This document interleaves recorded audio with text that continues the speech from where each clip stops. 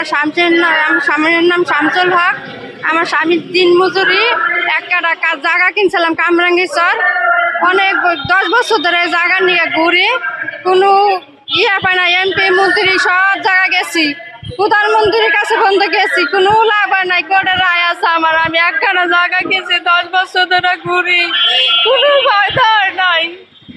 কেন ঘুরবো দেখছি, আমার এই জায়গাটুক ছাড়া কিচ্ছু নাই। আপনারা আমাকে সাহায্য করেন সবাই।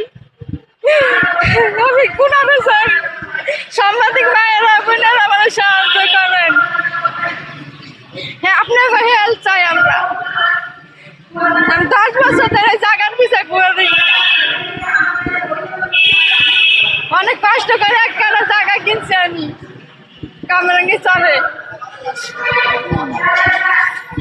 আমি এই জায়গা, আমি প্রধানমন্ত্রীর কাছে সাহায্য চাই, তারেক জিয়ার কাছে আমি সাহায্য চাই, আমার একদিকে সাহায্য করে। আমি এই জায়গাটুক ছাড়া আমার কিছু নাই, কালে আমার এই জায়গাটুকু আছে। আপনারা আমার হেল্প করেন, সাহায্য করেন আপনারা। আমি 10 বছর ধরে জায়গার পিছিয়ে ঘুরি, করে রায় আছে, আমি কোথাও ধরাইছি, থানাওয়ালারা আমার সাহায্য করে না। প্রধানমন্ত্রীর ভাইয়ের নাম দিয়ে আমার জায়গা দখল করে রাখছে কামরাঙ্গীচরে। স্কুলের কথা কইয়া আমার খেদাই দিছে, বুঝছে। আমার বাড়ি ঘর ভাঙ্গা, আমার বাড়ি ঘর করছিলাম, পাকা বাড়ি করছিলাম, সব ভাঙ্গা খেলা দখল করছে জায়গা। আপনারা আমার সাহায্য করেন, তারেক জিয়ার কাছে আমার একটাই আবেদন, আমার যিনি সাহায্য করে। এছাড়া আমার তো কেউ নাই সাহায্য করার। আমি 10 বছর ধরে জায়গার পিছিয়ে ঘুরি, এমপি মন্ত্রীর বাধ্যই নাই।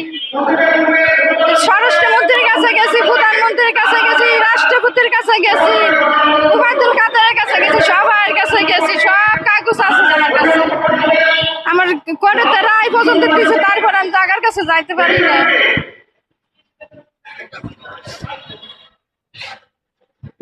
আমি আর কোথায় যাবো? এনে শেষ পথ আমি এনে দাঁড়াইছি, আমার কোনো জায়গায় পথ নাই। পরে লাস্ট আমি এনাইছি। আমি তারেক জিয়ার কাছে সাহায্য চাই, প্রধানমন্ত্রীর কাছে সাহায্য চাই, আমার জায়গা ফেরত চাই। প্রধানমন্ত্রীর কাছে আমি বিচার চাই, সাহায্য চাই আমি।